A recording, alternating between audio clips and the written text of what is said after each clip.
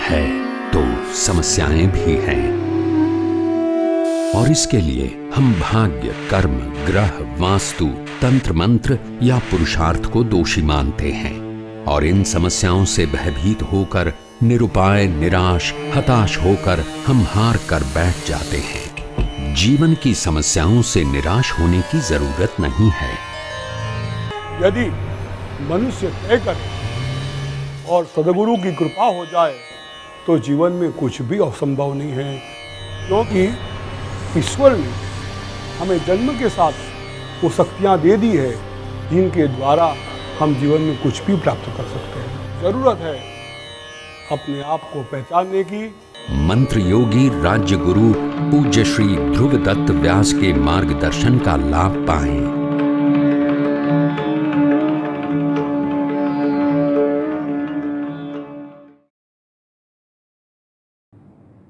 या श्री स्वयं सुकृतिनां भवने सुलक्ष्मी पापात्मनां हृदयं हृदये सुबुद्धिं श्रद्धा सतं कुलजनं प्रभुवत्सलज्जां तं त्वां नताः स्म परिपालय देवी विश्वम्।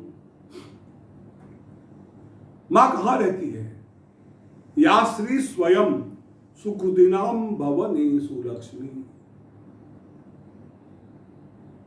जो लोग अच्छे हैं, सज्जन हैं, जो परोपकारी है, दूसरे का हित का विचार करते हैं, माँ आप लक्ष्मी के रूप में माँ विराजमान हो जाती हो। लक्ष्मी वहां पर ही जाती है जहां उसका सदुपयोग होता है।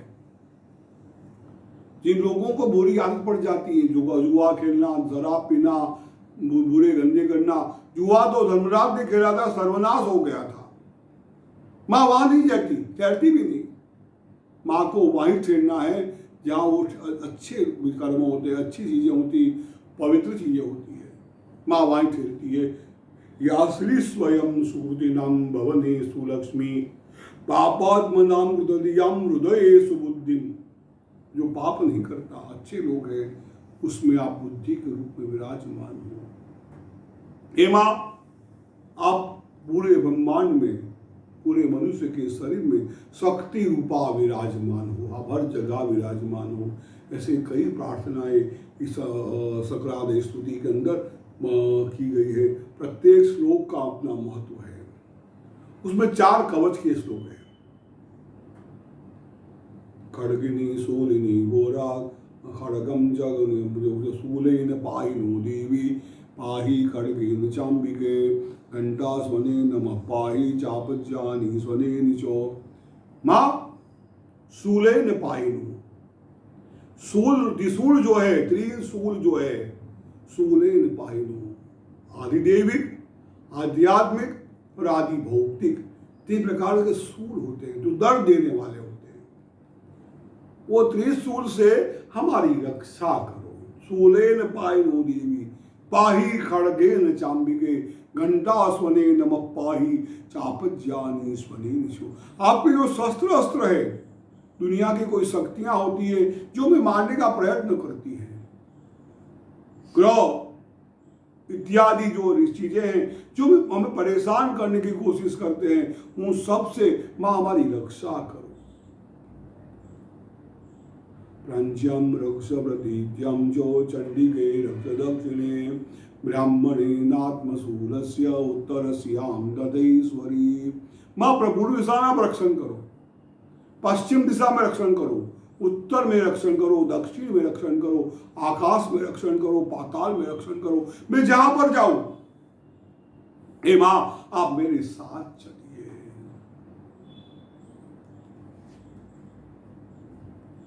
सौम्यानि यानि रूपाणि त्रैलोके विचरन्ति यानि चात्यर्थ घोराणि तैरक्षाम रक्ष सर्वतः। सौम्यानि यानि रूपाणि,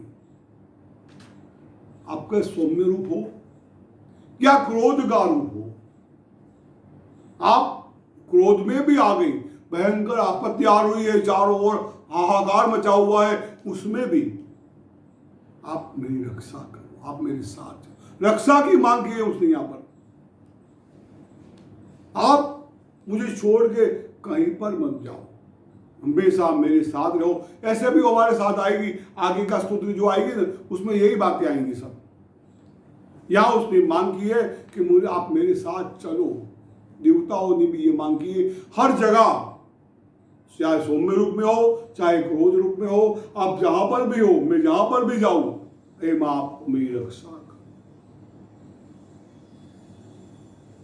खड्ग शूल गदादीनि यानि चास्त्राणि केम्बिके करपल्लव संगीनि दैरक्षाम रक्ष सर्वदा। मैं कहीं पर भी चला जाऊं मां,